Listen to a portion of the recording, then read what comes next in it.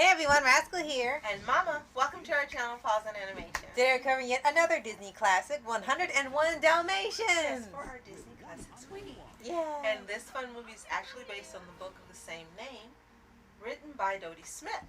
And it follows the daily lives of a Dalmatian couple who miraculously give birth to 101 puppies. Oh my God. All with their own unique personalities. But danger arrives when Cruella De Vil arrives, holding the puppies for herself. But before we start, be sure to like, subscribe, notifications on future podcasts and World of Paws videos.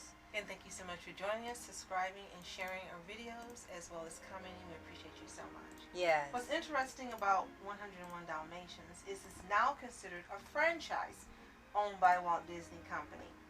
Again, well, based on on the stuff they've had now. Based on Dodie Smith's 1956 novel, The 101 Dalmatians. So quickly, who is she? Well, Dorothy Gladys, or Dodie Smith, who lived from 1896 to 1990, she was an English novelist and playwright.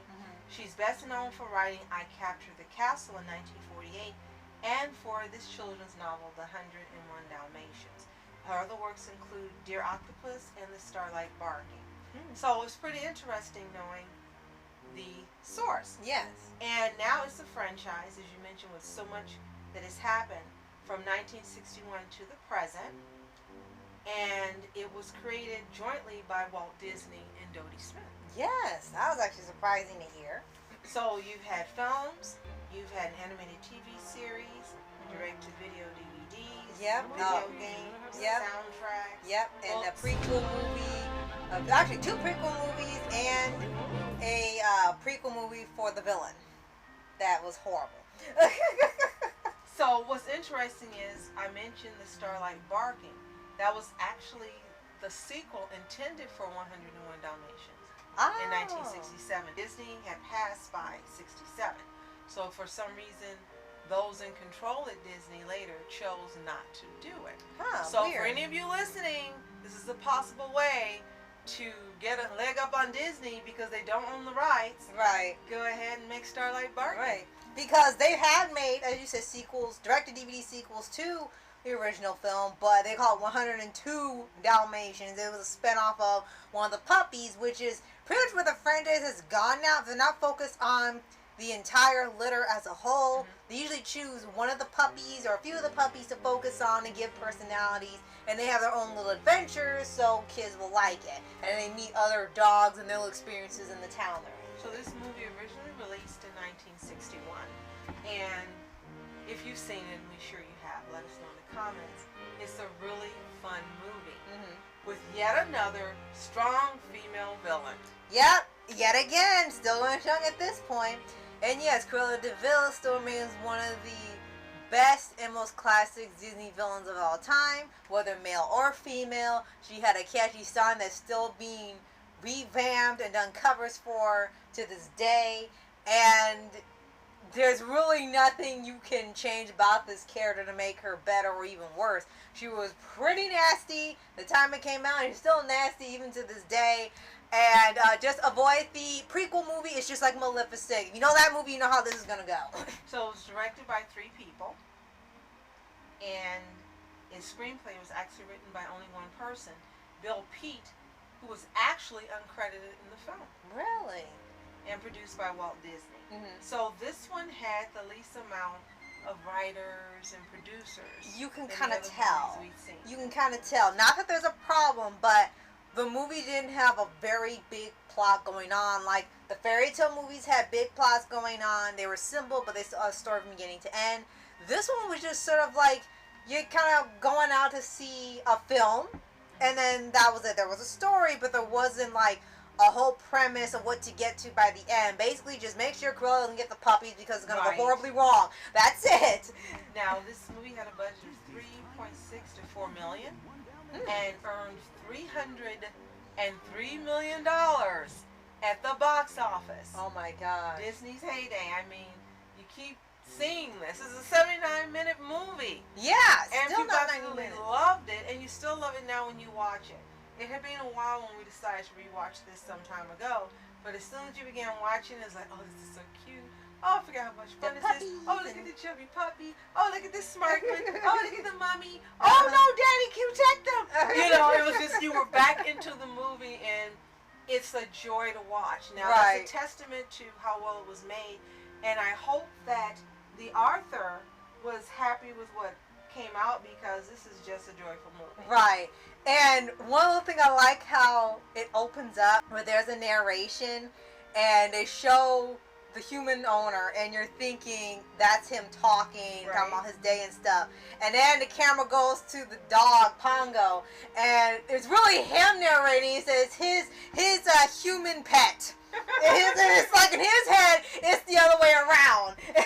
And what a fun way to look at it, and it's being duplicated now over the decades. Right. But this was the original, and it did it brilliantly. Mm-hmm. And this is what Disney was known, being in the forefront and the ones to start trends that we're copying. Yes. Not copying other trends Right. like now. And I even thought about, as we were watching the movie, the two henchmen that work for Cruella, Horace and Jesper, I think they inspired the Wet Bandits in Home Alone. Yes, you said Because that. I think you're they right. act so stupid, and they're just incompetently evil. And whoever it takes to get these dogs, even though it's clear you should just stop because it's really just horrible what you're doing. And no matter what, they're getting outsmarted by these little dogs. And all I could think of was Home Alone. I think that's what inspired Wet Bandits. Now, this movie has a very long voice cast. We're going to Oh gosh. point out the main ones. Rod Taylor is Pongo. Rogers Urbane and Dashing Pet Dalmatian. J. Pat O'Malley and Fred Warlock is Jasper and Horace Baddis. Yes. Betty Lou Gerson is Cruella De Vil. Yes. Martha Wentworth as Nanny, the Radcliffe's warm and motherly cook. Ben Wright as Roger Radcliffe, Pongo's absent-minded owner. Kate Bauer and Lisa Daniels as Perdita, the speaking voices and the singing voice. And then you had a whole long list of other actors that appeared in here, I'm sure, during the puppies. And little kid actors. So To quickly, top of it. we're just going to run them down. I know it's been a long time, but we love giving credit. David Frankham, Fred Warlock, Lisa Davis, Tom Conway, Tudor Owen, George Pelling, Ramsey Hill, Sylvia Marriott, Queenie Leonard, Marjorie Bennett, Mickey Maga, Barbara Beard, Mimi Gibson, Sandra Abbott, Turl Ravenscroft, Bill Lee, Max Smith, Bob Stevens, Paul Wexler, Mary Wilkes, Oh my Barbara gosh. Letty, Lisa Keep Daniels, going. Helene Stanley, Don Barclay, Dal McCannon, and Jeannie Burns. Now, I don't recall if they got credits in the movie. Do you? I think so towards the end, because I think this is when they started doing the credits in the beginning and then stuff at the end, but it may have been the beginning or the end, because it's been a little bit now, and we see there was a time where they didn't get any credits. Right. Then at a time they had credits in the beginning, and then later on the credits at the end of the movie. So you really gotta remember when they started doing this, or if they were credited at all. So you love how the two main, the mother and father doggies are responsible for bringing the two owners together. Yes. And then the owners have a baby after All the two puppies. dogs have puppies. Which is hilarious. Yes. It's like, well, you practically have 100 kids now. And one joke they make in here, which I bet flew over kids at the time, and it's hilarious now, is that when they're showing that the puppies are being born, at first it stops at like 12 puppies. Like, okay, that's a pretty fair litter. And then it keeps going, and 13, and 14, and 15, 20-something, 30-something, and then Pongo has just got this look like, it's, like, I don't know how he's just like,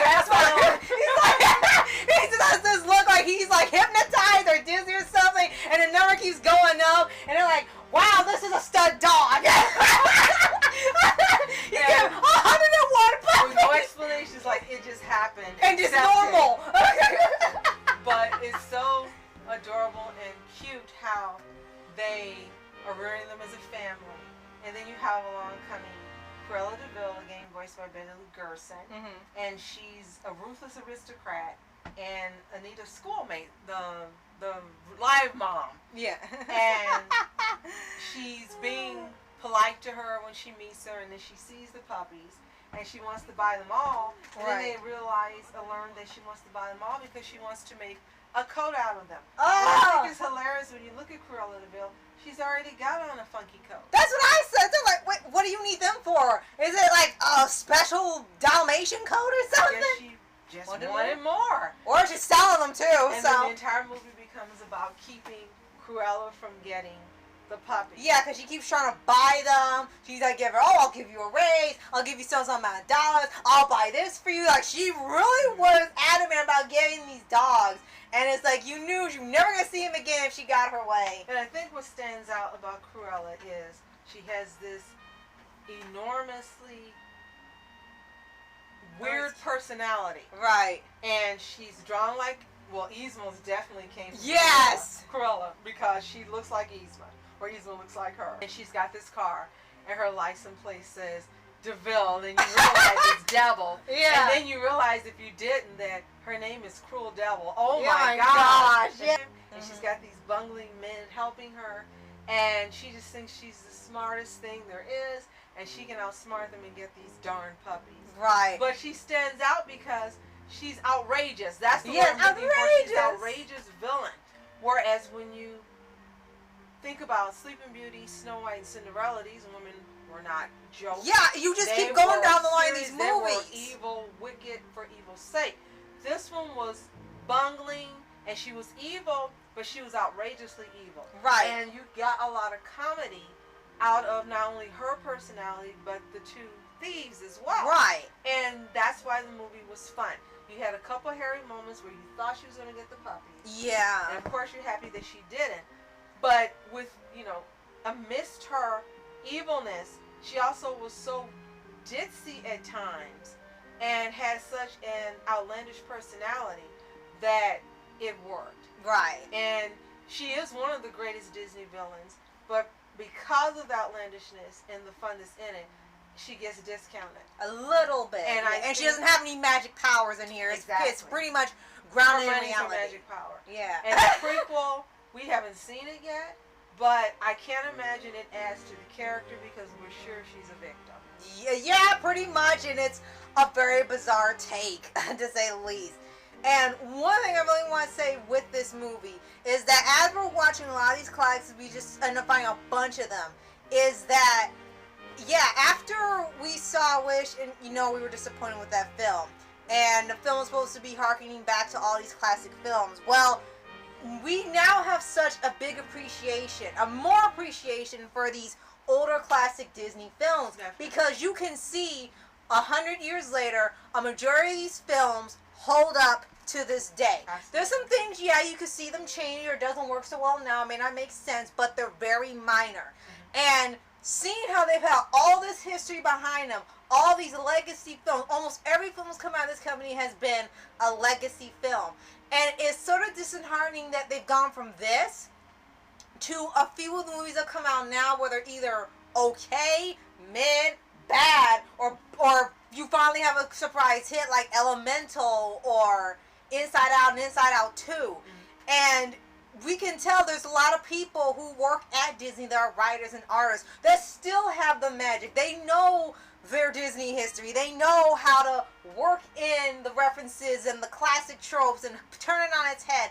They are more than capable of doing it. It's just very sad to see that the people in charge, or they claim that it's not them, it's the writers themselves, are changing and don't want to do this because they think it's not profitable. They want to do things that will only sell, and they only care about the selling factor. Well, it seems like they've forgotten that art can sell. If they just did let the people have creative freedom just like they did here and change what they needed to change and just have fun making these films, it comes through in the film, the final product of the film, and you get your money. Inside Out 2 proved that let them have the freedom, they can make it work. Even Deadpool and Wolverine, they had creative freedom, they made a movie work. So it should be clear now that you can literally make billions when you let the writers write and not interfere. 101 Dalmatians just fits in that line of another movie when you have just creative freedom. And the last thing I'd like to add to that is that it also shows what happens when you take a book and leave it as it is, and you make a screenplay based on the way it was written, not pretending that every book is a tough nut to crack and ruining the movie. So this proves it. Now this is from 1961. Oh my gosh. And Walt Disney had the fortitude and sense to know that. And it's too bad that that's not the case now. But if you've seen 101 Dalmatians, let us know in the comments. Yes. If you haven't, I'm sure it's on Disney Plus. You can get it from your local library, and you can probably buy it on Amazon.